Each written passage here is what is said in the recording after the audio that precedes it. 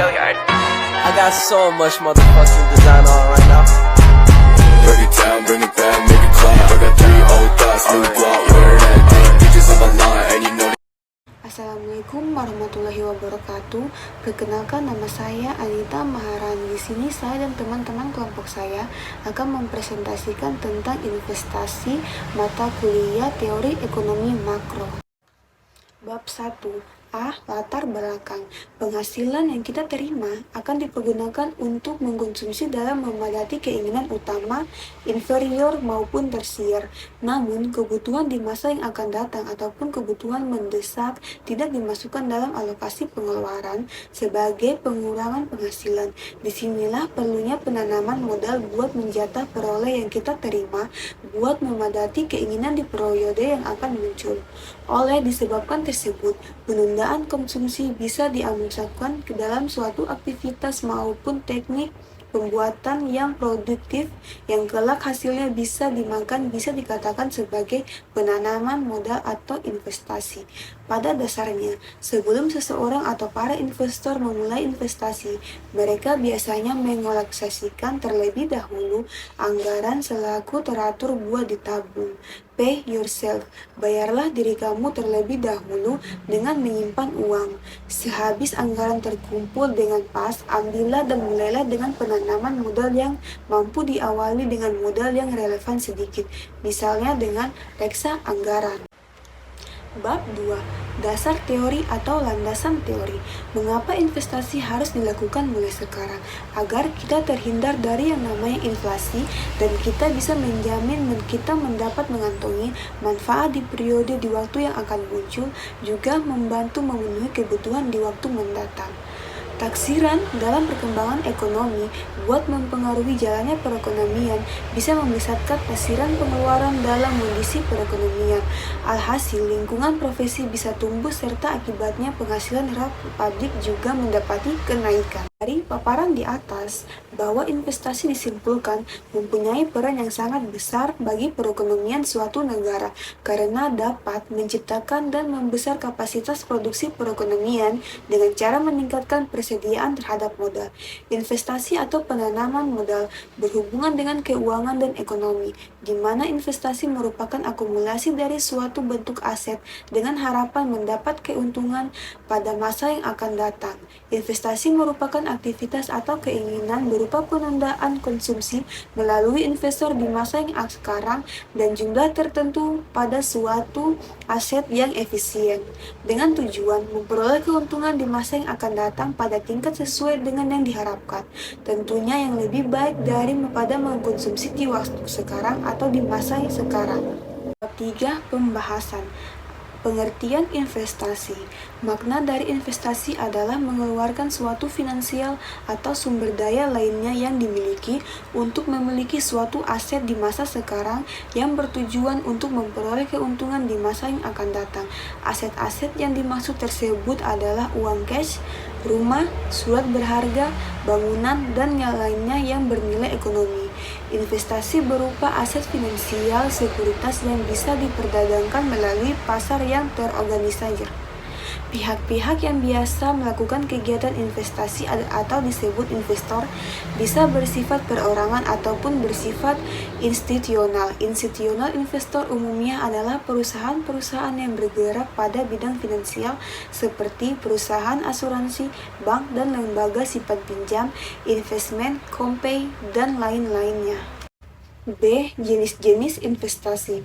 Pertama, investasi kekayaan real. Investasi kekayaan real ialah penanaman modal yang dilakukan pada harta atau benda yang real, dengan contoh toko, rumah, dan lainnya. 2. Kekayaan pribadi nyata seseorang dan asli. Penanaman modal ini merupakan investasi yang dilakukan pada benda yang berwujud nyata dan bisa dilihat contohnya seperti emas, berlian, barang antik, dan lukisan yang bernilai tinggi. 3. Penanaman modal uang yang demikian berupa dokumen berharga seperti deposito, SBI, SB, PUB, dan surat-surat berharga pada pasar modal yang menyangkut dokumen berharga di pasar modal terlebihnya. 4. Investasi komoditas, dalam arti komoditas seperti kopi dan kelapa sawit. 5. Investasi dalam perluasan usaha. Investasi pada perusahaan ialah penanaman modal atau uang dalam suatu perusahaan atau organisasi untuk mendapatkan keuntungan. Assalamualaikum warahmatullahi wabarakatuh. Perkenalkan, nama saya Muhammad Taufik Samba. Saya ingin membacakan hasil paper kelompok saya ini tujuan investasi. 1. Memperoleh penghasilan atau meningkatkan investasi. 2. Kemakmuran bagi para investor yang telah menanam saham pada suatu perusahaan atau suatu organisasi, karena saham yang telah ditanamkan oleh para investor akan mendapatkan keuntungan di masa depan. 3. Kita dapat mengkonsumsi dan menggunakan apa yang telah kita investasikan tersebut. 4. Tabungan bagi para investor yang telah menanamkan saham mereka. 5. Mengembangkan usaha yang sedang kita jalani. 6. Mendapatkan hasil di waktu kedepannya. Manfaat investasi. Bermanfaat bagi penambahan dan penghasilan tabungan. Jika sudah memiliki tabungan dan penghasilan yang tetap, kita bisa menyimpan atau menyisihkan untuk dijadikan investasi. Dengan hal tersebut, kita bisa memiliki berbagai sumber penghasilan. 2. Investasi menjadi solusi untuk mengatasi inflasi. Inflasi pula hampir terjadi tiap tahunnya. Dengan kita memiliki investasi, mungkin kita bisa pula mengatasi inflasi tersebut. 3. Investasi bisa mampu mewujudkan mimpi. Investasi yang telah kita lakukan akan membantu kita dalam mencapai target finansial di waktu yang akan tepat terjadi. 4. Menambah jumlah aset. Dana modal atau aset yang diinvestasikan akan meningkat meski dalam waktu yang mungkin cukup lama. 5. Sebagai dana darurat. Walaupun investasi bisa mendapatkan keuntungan di waktu tertentu, bisa cepat maupun lama, tapi kita bisa juga mencairkannya dan yang telah kita investasikan tersebut. Namun dengan kata lain, dana yang kita hasilkan belum tentu menghasilkan keuntungan yang besar. Proses investasi, penentuan goals atau investasi, pengharusan pengetahuan tujuan investasi dan seberapa banyak suatu investasi yang akan kita perbuat. Ada 2 hal pertimbangan orang yang melakukan penanaman modal atau investasi yang terdapat: tingkat pengambilan yang diharapkan dan ketersediaan jumlah dana yang akan mereka investasikan. 2. Proses penganalisaan pada sekuritas. Hal ini dilakukan untuk penganalisaan sekuritas mempunyai value dan nilai yang salah pada bagian high price dan low price. Pemilihan sekuritas berdasarkan faktor preferensi risiko para pemodal. Secara umum, proses investasi meliputi 5 langkah, yakni 1. Penetapan pada target investasi adalah pembuatan keputusan fokus dan penetapan penargetan sasaran dengan apa pada investasi. 2. Pembentukan kebijaksanaan investasi. Pada proses ini menyangkut dengan bagaimana perusahaan mengolah dana untuk kemudian didistribusikan ke tempat-tempat yang dibutuhkan. Dana ini dilakukan dengan prinsip kehati-hatian. 3. Pembentukan strategi portofolio. Hal ini menyangkut keputusan yang telah diambil perusahaan yang bersifat pasif dan aktif. 4. Memiliki aset. Pemilihan pada suatu aset tertentu yang akan terjadi return. 5. Mengukur dan menilai ketenagakerjaan. Pada bagian tersebut adalah tahap revaluasi untuk perusahaan agar bisa melihat apa saja tindakan yang dilakukan pada tindakan yang terlakukan telah sesuai atau belum. Jika tindakan yang dilakukan belum maksimal, maka harus segera dilakukan perubahan supaya perusahaan tersebut tidak mengalami kerugian. Dan bagian F yaitu resiko investasi. Resiko investasi adalah tidak tersampainya suatu tujuan yang sudah diharapkan atau tidak terjadinya manfaat yang diharapkan, yang pada akhirnya akan mengalami kerugian dan pemborosan yang timbul karena sifat dari investasi yang berjangka panjang. Beberapa ini merupakan resiko dari investasi, yaitu awalan risiko ialah yang tidak dimungkinkan bagi perusahaan untuk membayar obligasi. Dan yang kedua, resiko nilai, dalam arti mata uang di negeri atau di luar negeri. Terjadi fluktuasi. Yang ketiga, resiko pada politik, penurunan di investasi bahkan hilang ability untuk teriakan modal, menurunnya nilai aset karena perubahan dalam peraturan atau hukum karena perubahan kebijakan pemerintah. 4. Resiko terhadap inflasi mungkin bisa akan dijumpai atau dihadapi. Dan bagian G yaitu tipe-tipe investasi. 1. Investasi langsung. Bagi orang-orang yang mempunyai dana sehingga bisa langsung melakukan investasi dengan cara membeli aktiva keuangan dari perusahaan yang dapat dilakukan dengan cara melalui perantara atau dengan cara yang lain. Ini dibagi menjadi macam bagian, yaitu A. Investasi secara langsung, kita atau para investor perjualbelian. 1. Tabung atau simpanan. 2. Deposito. B. Investasi langsung diperjualbelikan. 2. Investasi langsung market turunan, run atau saham yang bisa diperjualbelikan.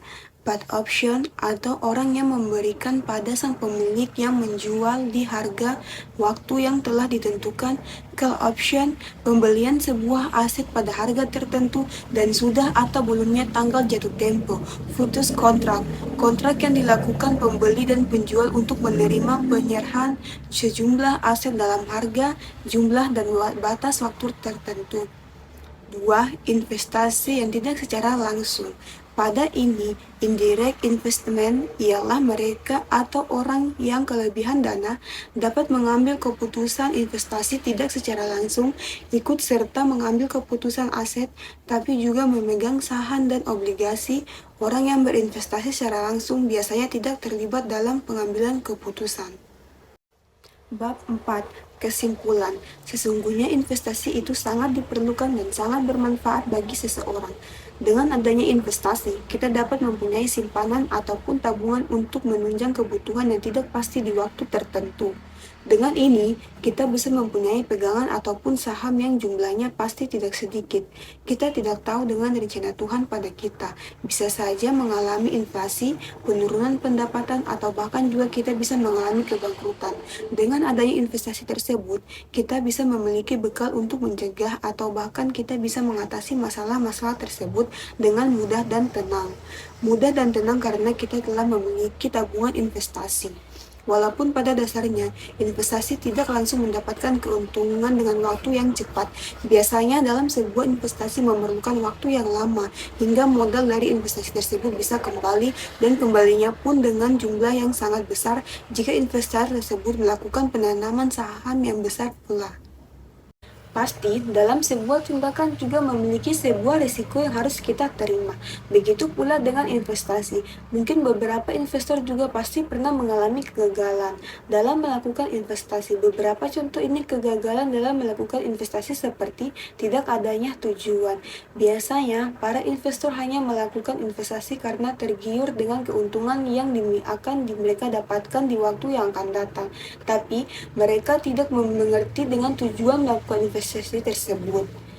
Dan yang kedua, para investor juga biasanya tidak realistis pada risiko yang bisa mereka terima. Ketiga, para investor tidak melakukan analisis terlebih dahulu sebelum mereka melakukan investasi. Dan mereka biasanya tidak fokus pada rencana yang sudah dibuat. Tapi, dari itu semua, banyak pula investor yang berhasil dalam melakukan investasi karena mereka memahami apa itu tujuan dari investasi dan mengetahui resiko-resiko investasi, sehingga mereka bisa mencegah hal tersebut. Tapi dari itu semua, kita harus mengetahui dengan jelas betapa pentingnya itu investasi. Jadi, jangan pernah takut untuk melakukan investasi. Kita bisa belajar terlebih dahulu dengan melakukan investasi kecil-kecilan secara perlahan. Kita bisa melakukan investasi besar-besaran di kemudian hari. Demikian hasil presentasi dari kelompok kami. Wassalamualaikum warahmatullahi wabarakatuh.